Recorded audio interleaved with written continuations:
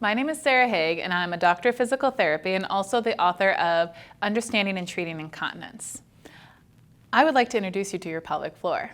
So this is a female model of the pelvis, and the pelvis itself is made up of 3 bones, so 2 innominate bones, which also includes your pubic bones, and then your sacrum in the back. So if you can imagine, this is where your low back would come up. When it comes to things like incontinence, very often the first line of defense or the first bit of advice you get is to do your Kegels. But really, what is that and what muscles are you using? These are our pelvic floor muscles. So again, this is a female model. So if we're starting in the front, we have our superficial pelvic floor muscles here. And on the females, we do have an opening for the vagina, but the urethra is just above it. And then also the anal sphincter behind. And if we look from the inside, so this is looking down, we have the bladder in the front, the vagina, and the rectum. So all 3 of those things are very closely situated on the inside, and also all 3 of them pass through the pelvic floor.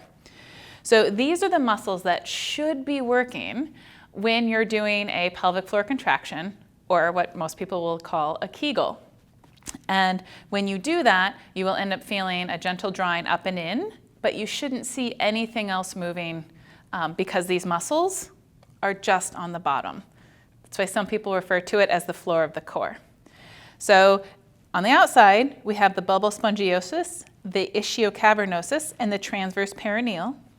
And the deeper layers, which we can see from this angle, they're collectively known as the levator ani because it elevates the anus.